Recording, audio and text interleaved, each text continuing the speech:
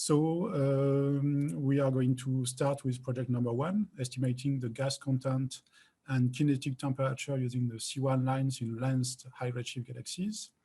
So if you could start sharing your screen, your slides.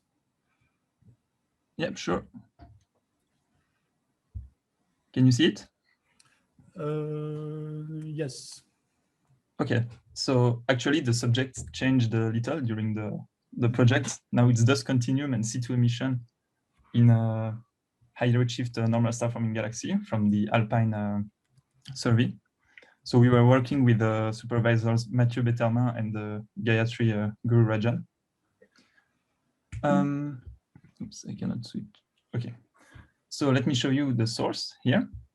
So this is the moment zero map of the source. So how did we get this image? So we got interferometric data from the ALMA baseline.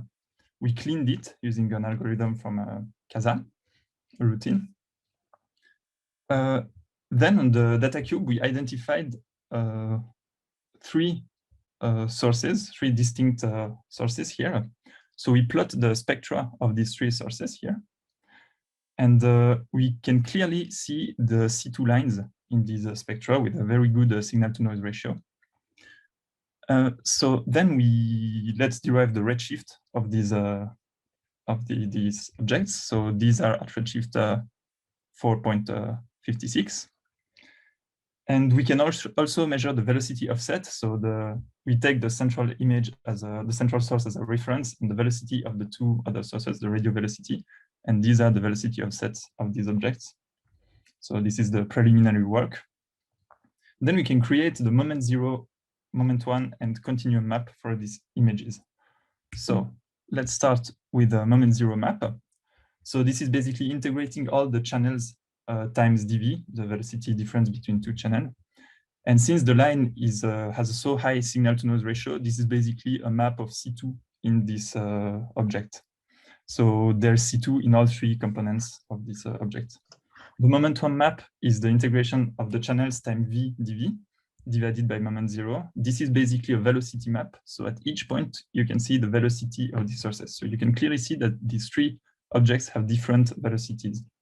And moreover, we can plot the PV, position velocity diagram here. So by drawing a line across the three sources, at each point of the line, which are here in the x-axis, at each point of the line, we draw the spectrum of the point, which is on the y-axis, basically. And so we can see the velocity with respect to position here. So this big blob is the central image. This secondary blob here is this image here on the east.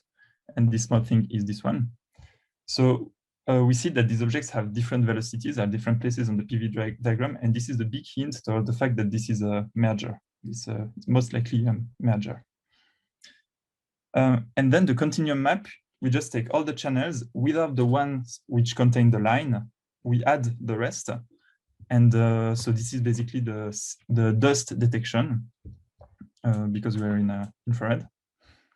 And so we see that we don't detect dust in the eastern image, but only on the other two. So now we let Mario talk about the physical properties of these objects. Hello, everyone.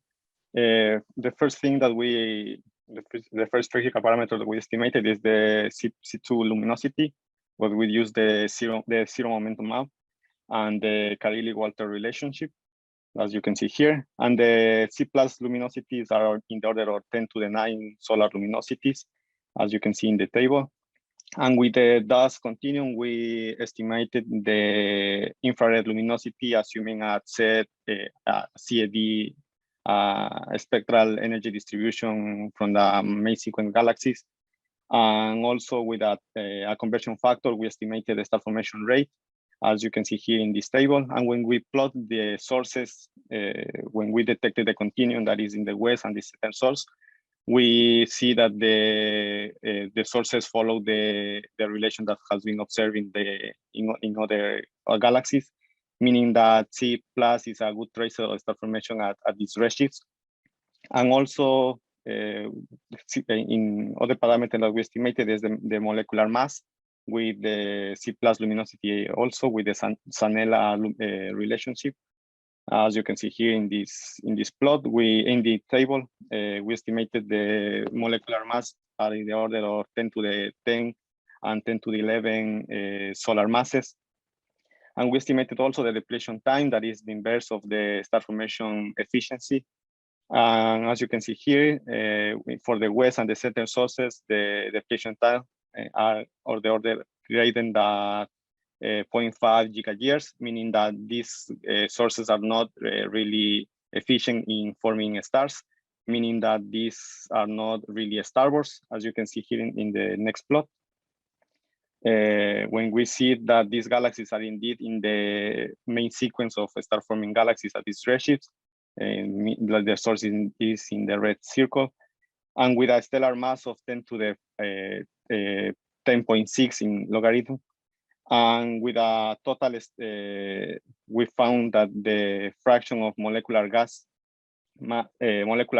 fraction is more or less 85%. Meaning that these sources are, the entire system is really gas rich, but as not very extreme reservoir of gas if we compare with other sources at these redshifts, as you can see here in this plot, that is very common to observe galaxies with these very gas rich reservoirs of molecular gas at this redshift. And that's all we did in this handout project. Thanks. Thank you. So I'm checking if there are questions. I don't see anything on the Slack. So did you guys estimated the dust to gas mass ratio of your object? Nope, indeed. We only focus on the molecular mass because of the time, but we think that this could be also possible with the data. Okay. Did you resolve your carbon line in velocity?